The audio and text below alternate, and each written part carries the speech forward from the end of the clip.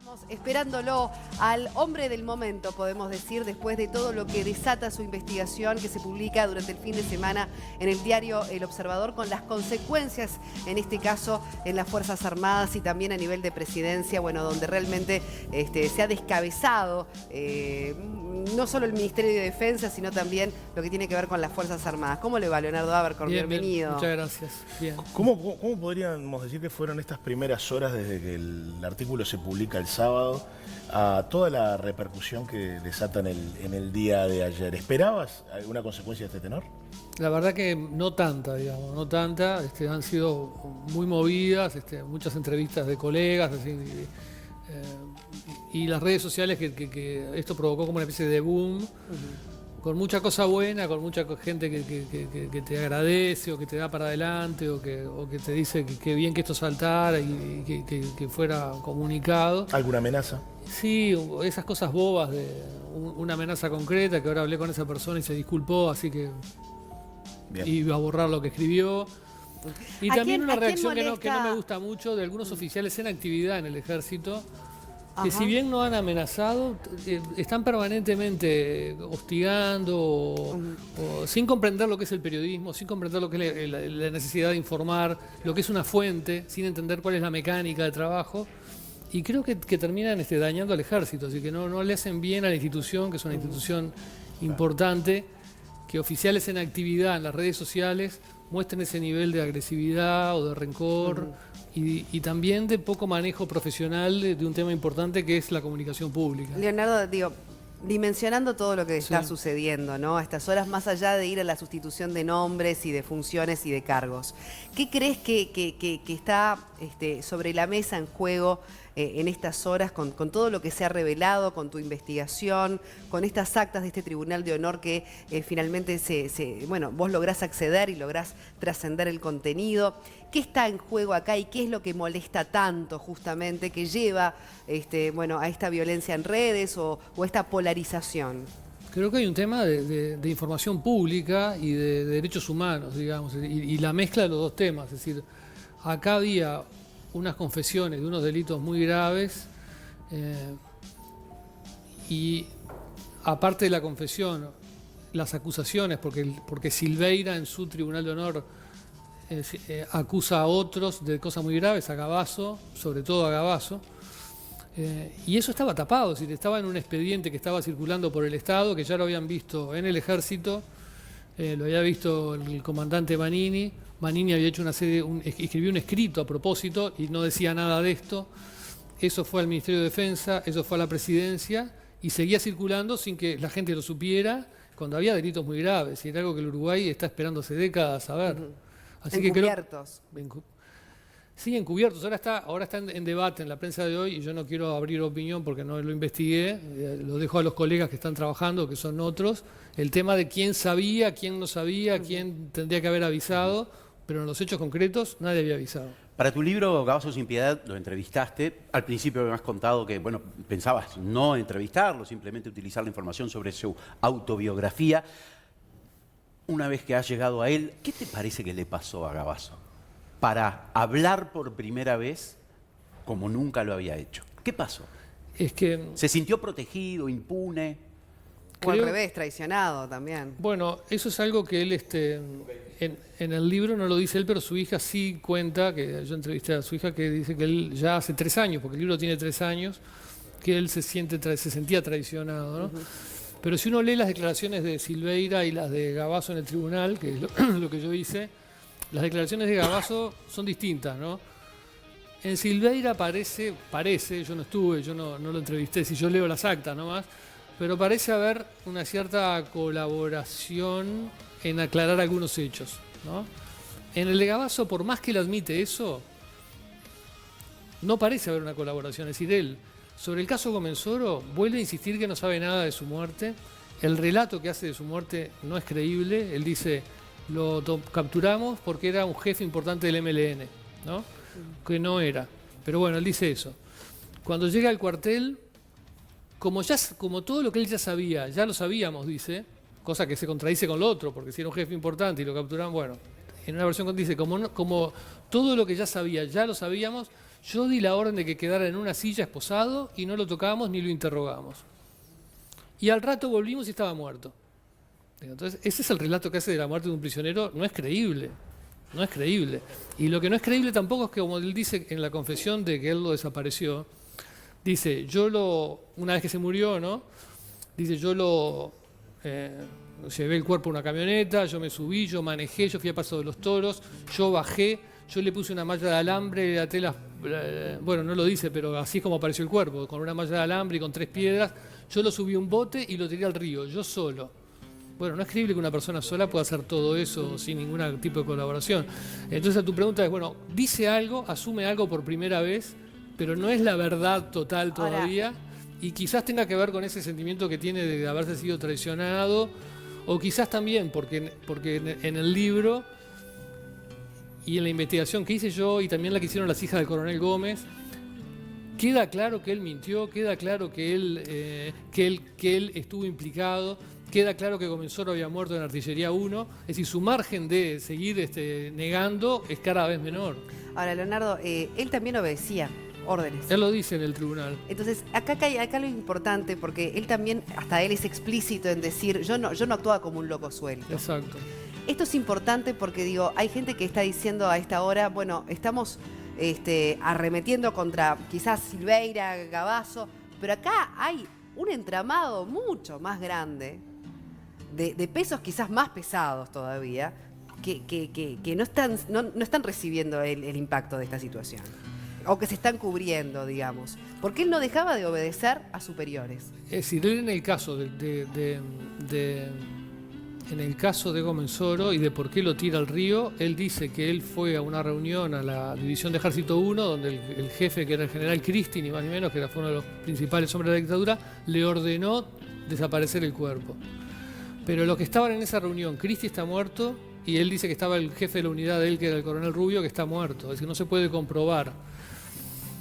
Él, el relato que hace de esa reunión con Rubio y con Cristi, Silveira lo desmiente, porque Gavazo dice, yo, una vez que vimos que pobre se había muerto Comensoro solo, sin que lo interrogáramos, sin que le hiciéramos nada, yo le avisé a Rubio, que era el jefe del cuartel, y nos fuimos juntos a hablar con Cristi.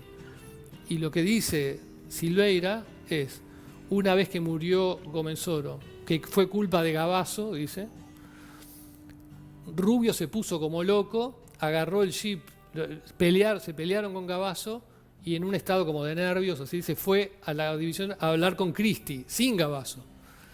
Entonces, de vuelta, ¿cuánto hizo solo? ¿Cuánto hizo porque le ordenaron? Es una de las cosas que tenemos que revelar. Es decir, sin duda, todo 100% solo no pudo haber hecho. Bueno, de hecho...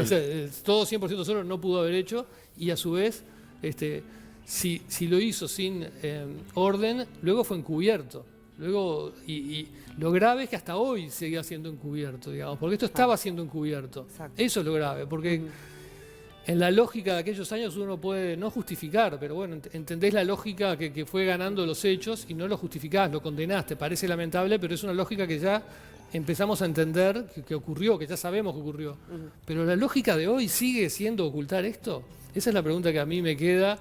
Es una pregunta media oscura y densa, pero es la que estamos frente a ella. Pero aparecen allí unos destellos, porque por ejemplo, ya en la propia declaración de Silveira, ya hay también un desmentido de las propias declaraciones de Gavazo. Es decir, ¿ese pacto se da hoy de hecho o está cada vez más debilitado? Y bueno, ahí aparecen aparece un resquebrajamiento evidente, ¿no? Es decir, Silveira cuenta cosas que se supone que no tendría que contar, pero como ha dicho el fiscal de corte, Jorge Díaz, lamentablemente nunca las dijo en un juzgado, ahora las dijo en un tribunal. Bueno, es algo, digamos, porque las hemos conocido. Es mejor que nada. Ahora, ¿esto cómo deja las Fuerzas Armadas paradas? A nivel de imagen, al presidente Vázquez, que más allá de si leyó o no leyó, si sabía, si era su responsabilidad leerlo o no, porque quizás realmente correspondía, por ejemplo, a los mandos del ministerio. ¿Qué pasa con esos impactos a nivel, digamos, democrático y a nivel también de imagen de estas instituciones tan importantes? Yo creo que lamentablemente, a mí no me da ninguna alegría decirlo, no queda bien parada ni el ejército y la presidencia, yo no sé, yo no quiero opinar de lo que no investigué. Es decir, yo investigué el caso que hice un libro, Gabazo sin piedad, y eso me llevó a darme cuenta que en las actas estaba la clave de por qué los culpaban de haber dejado preso a Gómez 3 años sin que fuera, porque el tribunal nunca podía haber dicho eso si Gabazo y Silveira no hubieran sido responsables de la muerte de Gómez-Oro. Entonces eso tenía que estar y por eso me puse a buscar eso desde el primer momento, y por eso llegué primero seguramente. El ejército, yo leí las actas y puedo decir una cosa, de la manera en que lo interrogan los generales que ahora fueron destituidos, es decir, los del Tribunal de Alzada no los interrogan, simplemente dan por bueno, pero los primeros generales, ¿cómo los interrogan? Hay un desconocimiento de muchas cosas que pasaron, es decir, no han leído todo lo que se ha publicado sobre estos casos, y tampoco le preguntan con todo el rigor que deberían haberle preguntado, ni los contrastan con todos los testimonios que hay. Es decir, si vos le estás preguntando, no le podés preguntar a Gabazo o a Silveira, usted dice fulano que usted está implicado en la muerte de Mengano. No, para nada. Y seguir otra pregunta, claro. Punto, claro, pero acá, viste que también decían, bueno, el Tribunal de Honor no está para eso.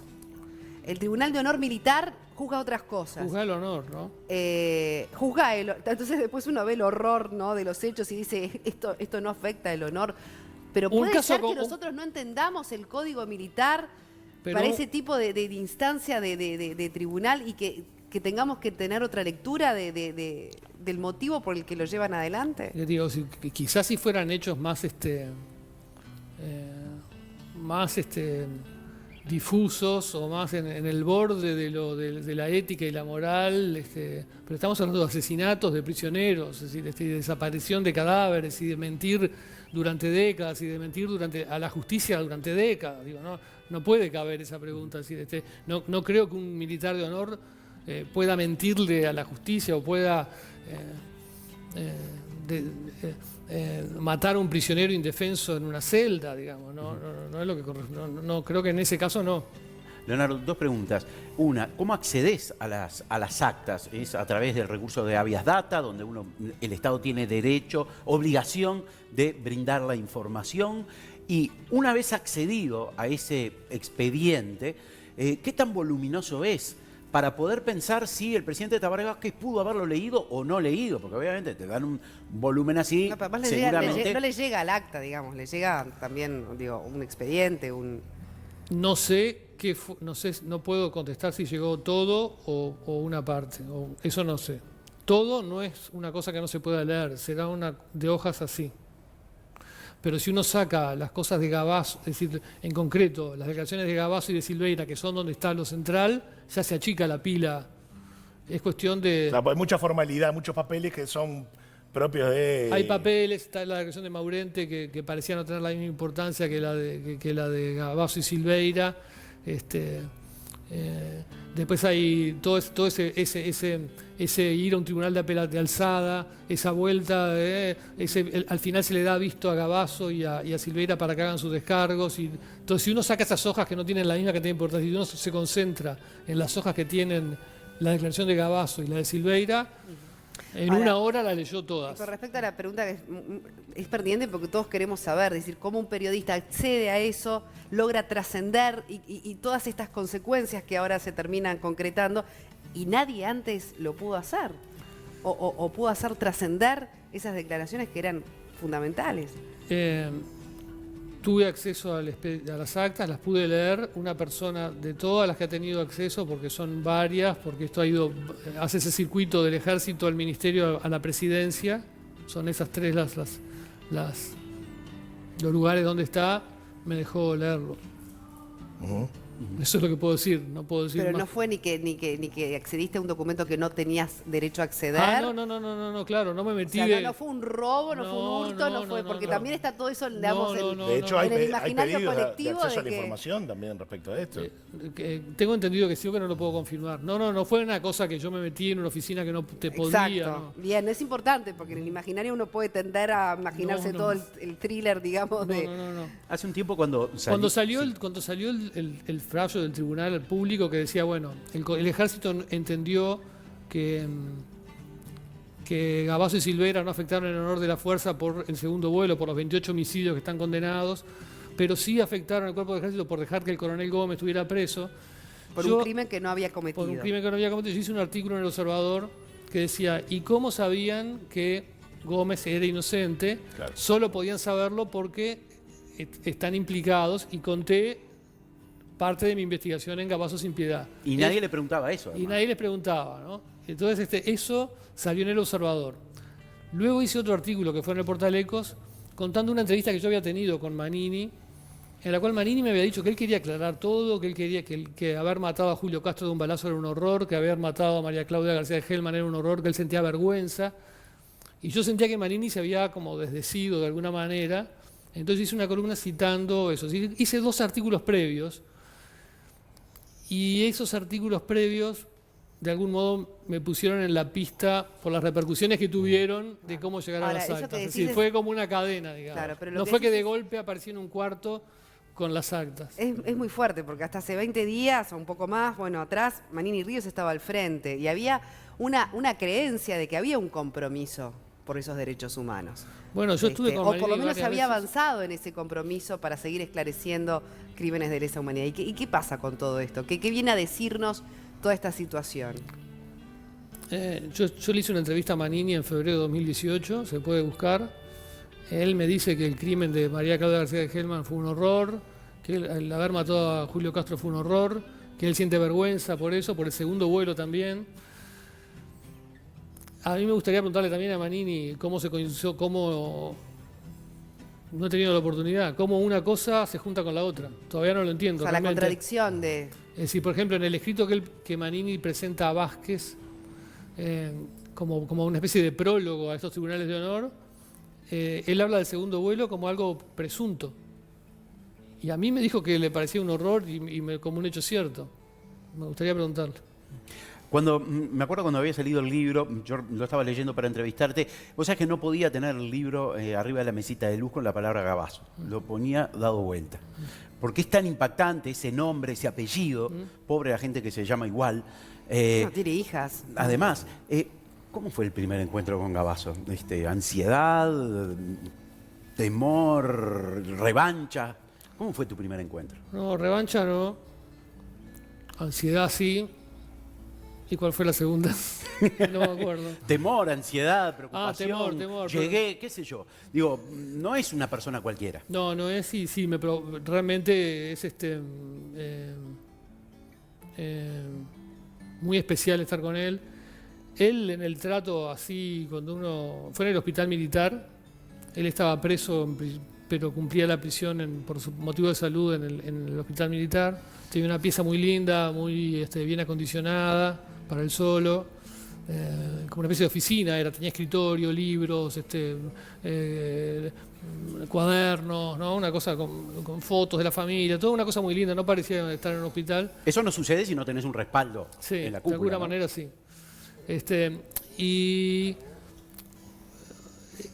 parece una persona simpática y lo es por momentos, pero cuando la entrevista entró a tensarse, porque inevitablemente se iba a tensar, enseguida empezó con que me tiene que mostrar las actas, las transcripciones. Yo le decía que bueno, al principio que iba a traérsela, después le dije que no, porque me corregía cosas, en fin, fue una cosa tensa, en definitiva fue tenso. Bueno, y en definitiva él termina interrumpiendo esos Y él encuentros. interrumpió porque yo al final me exige que yo le lleve las transcripciones. Claro, para Y yo- autorizarlas, digamos. Para hacerme como una edición, esto sí, esto no. Claro.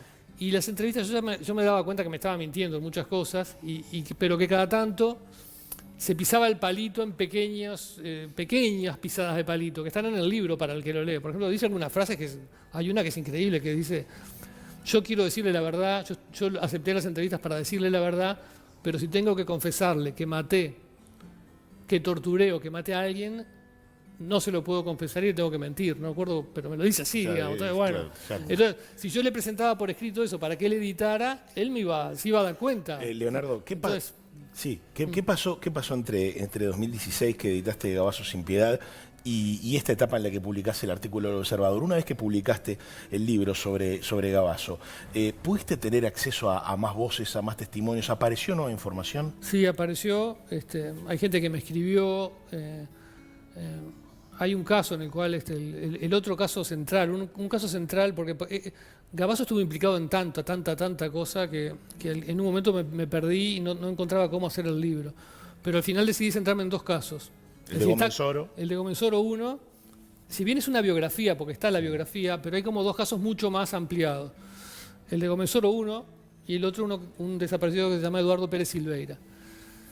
Y en el caso de Pérez Silveira, en el libro Gabazo dice que él le tiró una granada de gas en un ambiente cerrado porque se había sublevado, en fin. Y en todos estos años que pasó, porque eso contradice lo que dice Manini de que hay una especie de revanchismo de la justicia, y yo no niego que pueda haber habido algún caso, el caso más notorio que mucha gente, no yo porque no estudié el expediente, pero mucha gente que sí lo sabe, por ejemplo la ministra Susana Berruti dijo que es el caso del general Dalmau que murió en prisión. Es decir, no niego que o bueno, el coronel Gómez mismo, que ha habido casos que de repente la justicia no estuvo a la altura de lo que se esperaba con militares. Pero, por ejemplo, en este caso de Pérez Silveira, que en el libro está que Gabazo dice que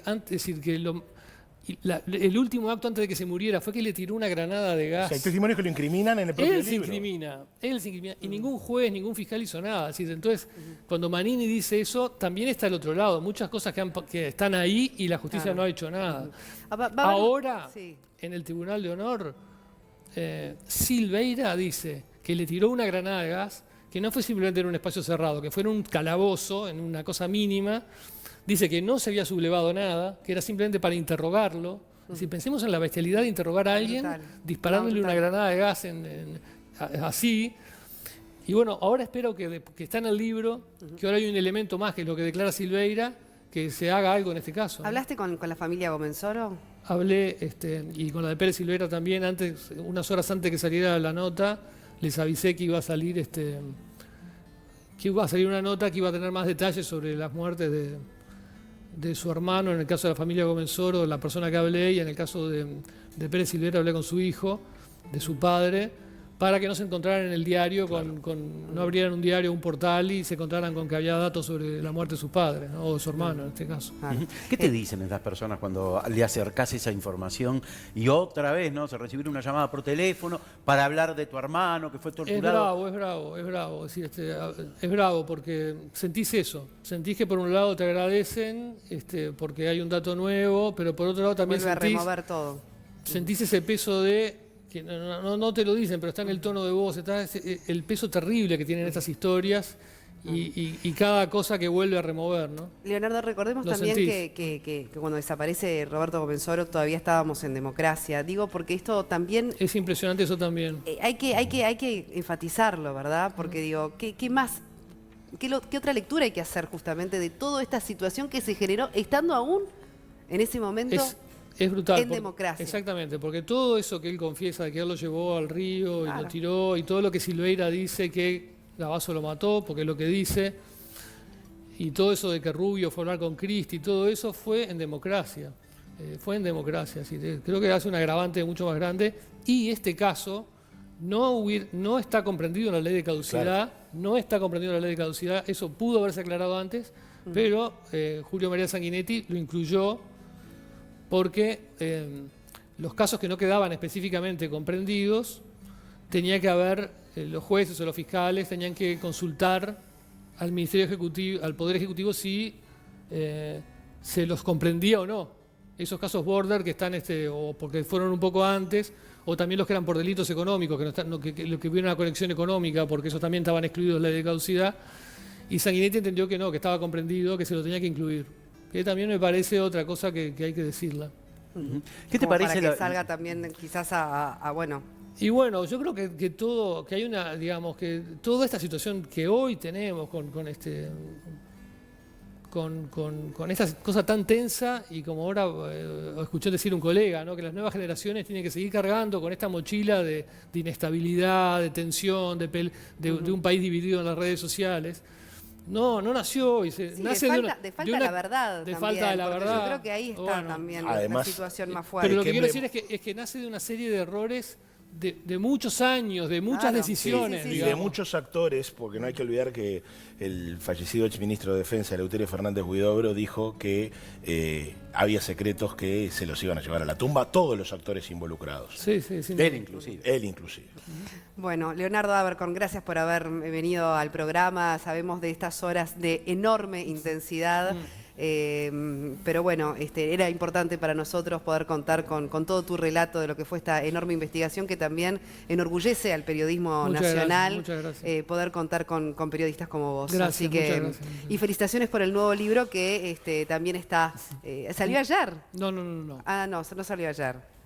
No hay nuevo libro No hay todavía. nuevo libro. Hay un libro- Pensé hay un que libro- estaba por La salir fiel, uno. la muy fiel y reconquistadora. Claro, que es más nuevo que este, pero Que es que del- no es estrictamente nuevo. Pensé que Es tenías del algo año así pasado, la como muy fiel y por- reconquistadora, sí. Pensé Tengo que tenías uno, ahí algo. tengo uno en las gateras. Ah, No sé, yo- Bueno, algún capaz que libro- me estaba adelantando, Fue como una especie de anticipo.